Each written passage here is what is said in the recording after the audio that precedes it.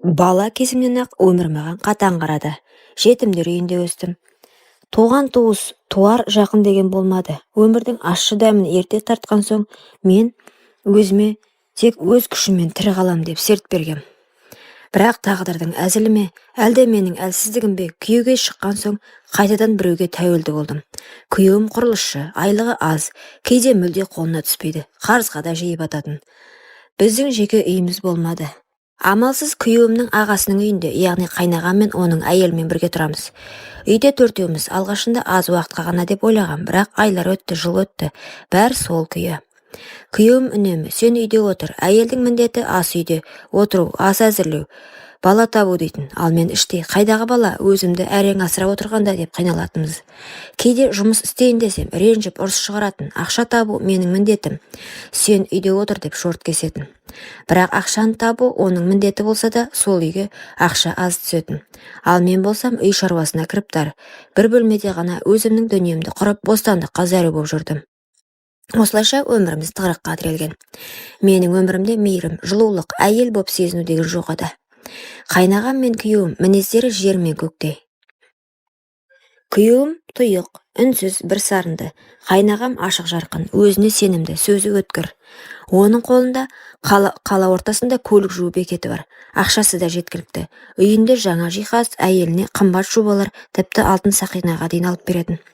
Мен кейде іштей, бір үйдің балалары болса, екеуі неге осынша бөлек деп ойлайтынмын. Кейде ашу үстінде күйеуіме, ағаң сияқты неге болмайсың деп айтып қалатынмын. Содан соң өкініп кешірім сұрайтынмын. Қайнағамның әйелі салдыр салақ. Үйдің берекесін кіргізіп отырған мен. Шаңды сүртемін, еден жуамын, ас дайындап беремін. Ал ол болса бар күшін тек төсекте сарп ететін. Түн сайын олардың бөлмесінен ыңғайсыз дыбыстар естілетін. Алғашында құлағымды жастықпен басып ұйықтауға тырысатынмын.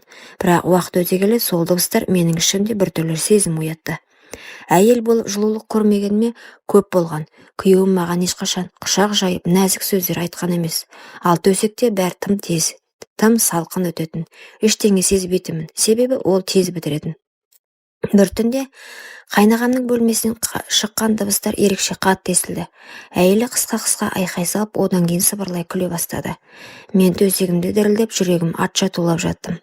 Сол түні мен ұйықтай алмадым. Көзімді жұмсам да, құлағымда сол тыйым салынған дыбыстар, ал ойымда қайнағамның жымиған жүзі.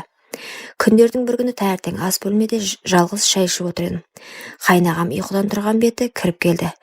Үстінде тек ақ жейде жартылай ағытылған түймелер. Шашы сәл қайрылған, көзінде ұйқының жылуы бар. Таңертең ас дайын ба келін деді. Дауысы түсініксіз бір жылы, бірақ еркектік өктемдігі сезілді. Мен өзімді қолыма алмақ болып, "Иә аға, шайыңыз дайын" дедім.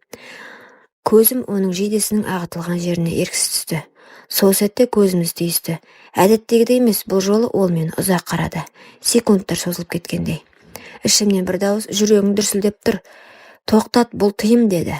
Басқа бір дауыс, "Ол сені әйел ретінде көріп тұр" деп сыбырлады. Кенет ол жымиып, "Сенің шайың дәмді ғой келін" деп, шайын ұрттап көзін тайдырмай қарады. Мен ұялғаннан басын төмен салдым. Бірақ дәл сол сәтте бір нәрсе өзгергенін іштей сездім. Сол күннен бастап әр кездесуімізге көз қарасымыз бір сәтке болса да тоқтап қалатын болды. Түнде оның бөлмесінен шыққан дыбыстар бұрынғыдай жай ғана дыбыс емес, біртүрлі шақырту сияқты сезілетін. Сол кеште үйдегілердің бәрі ұйықтап қалған болды. Күйеуім вахтада, қайнағамның әйелі күні бойы телефон шұқылап шаршап жатып қалатын. Мен ыстық душ қабылдағым келіп, жеңіл халатымды киіп ваннаға кірдім. Су жылы, бу көтеріліп, айнаны тұманданып жатты. Кеудемде бір түсініксіз толқу бар. Бұл жай ғана судың жылуы емес еді. Біраздан соң әдейі ме әлде бейсаналы түрде де есікті толық жаппадым. Су сыртқа тарап, дәлізге жылы леппен бірге менің сәл тұншыға шыққан тынысымда естіліп жатты. Кенет есік сәл ғана сықырлап ашылды. Айналып қарасам, ол қайнағам.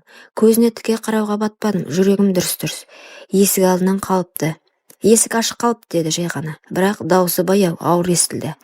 Ол ішке қадам басты. Біз үнсіз тұрдық. Судың шуы екеумізді жалғыз қалдырғандай, бүкіл әлемді өшіріп тастағандай болды. Сол сәтте менің ішкі тыйымдарымның бірі әлсіреп, тек бір ғана ой салды. Бұл сәтті тоқтата алмайсың. Ол менің иығыма қолын тигізгенде, денемнен бір толқын өтіп дірілдеп кетті. Бұл басталу еді.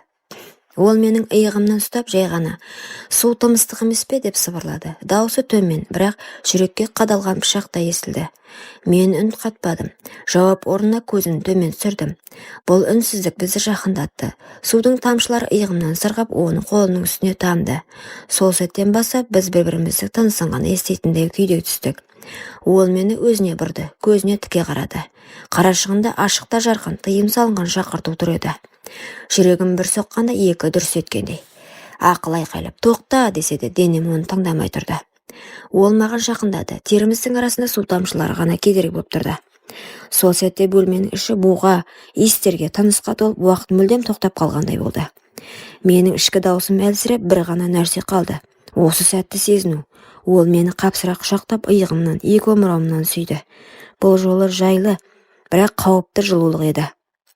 Судың шуы екеумізге куә болды. Түннің ішінде біз сол шекараны аттап өттік. Ол сәт менің өмірімдегі ең тәтті әрі ауыр сәті болып қалды. Таңғы күн сәулесі перде арасынан сығалап тұр. Кешегі түн естеліктей, бірақ бір мезетте түс секілді алыс. Бірақ мен білемін, бұл жай түс емес. Ас бөлмеден кесе сыңғыр естілді. Жүрегім атқақтап, есікке қарай көз тастадым. Қайнағам дастарханға шай қойып жатыр екен. Беті бейтарап, бірақ көздері сол көздер, баяғыдай емес еді. Мен үстелге отырдым. Әр қасық қант, әр шай құйылған дыбыс ішімде біртүрлі қозғайды. Тек біз ғана білетін, бірақ ешқашан дауыстап айтпайтын сыр тұр арада. Дәл сол сәтте есік тарс ашылды. Күйеуім кіріп келді. Бетінде шаршағандықпен біртүрлі қуаныш аралас. «Жаным, сен сағындым» деді ол.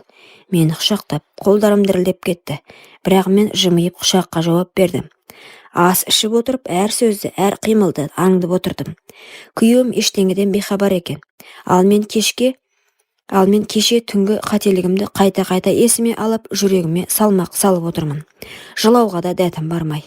Таңертеңгілік күн сияқты бәрі жай ғана басылғандай көрінгенмен ішімде дауыл соғып тұр еді. Сол дауыл енді ешқашан басылмайтынын да сезетімін. Сол кеш үйдің іші жылы, бірақ менің бойым тоңып тұрғандай. Күйеуім жұмыстан ерекше көңілді келді. «Жаным, көзіңді жап» деді ол басқаша, балаша қуанып. Қолымда бір кішкентай қорап ұстап тұр екен. Жүрегім әлде бір жақсы хабарды сезіп, әлде бір жамандықты күткендей дүрсілдеп қоя берді.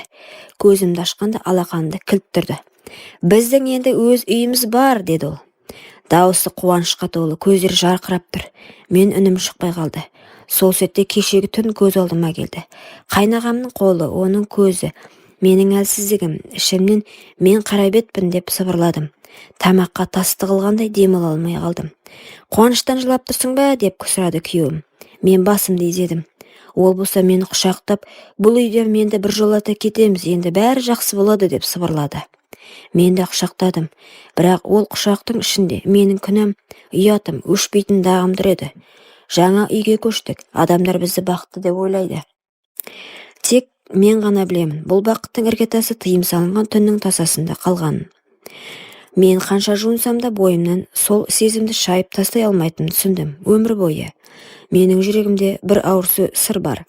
Күйеуімді бағаламаппын. Осы күнге дейін оның үйде жоқтығын, шаршап шалдығып, ауыр жұмысқа жегіліп жүргенін байқамаппын. Ол баспана алу үшін менің көзімнен таса бір қалыпты жүріп, ақша жинапты. Қолыма пәтердің кілтін табыстағанда қуанышым шексіз болды. Бірақ жүрегімнің түбінде ұялған бір сезім оянды. Мен оған деген қателігімді түсініп, өзімді кінәлі сезіндім. Сол жүрек дірілімен мен оның ағасымен тыйым салынған түнді өткіздім. Иә, мен қара бетпін. Еркектің жылуын, мейірімін аңсап, осындай жолға түстім. Бұл құпия ешкімге ашылмаса екен деп тілеймін. Қанша жуынсам да жаныма жабысып қалған кінәмен жиіркеніштен арыла алмаймын. Мен күйеуіне опасыздық жасаған әйелмін. Бұл қателікті ешкім қайталамағанын қалаймын. Менің тағдырым ескерту, менің жүрегімнің үні ауыр сабақ. Құрметті оқырман, өмірден алынған сабақ болар оқиғаларды тыңдағыңыз келсе, менің арнама тіркеліп, лайк, комментарий жазып қолдап кетіңіздер. Келесі кездескенше.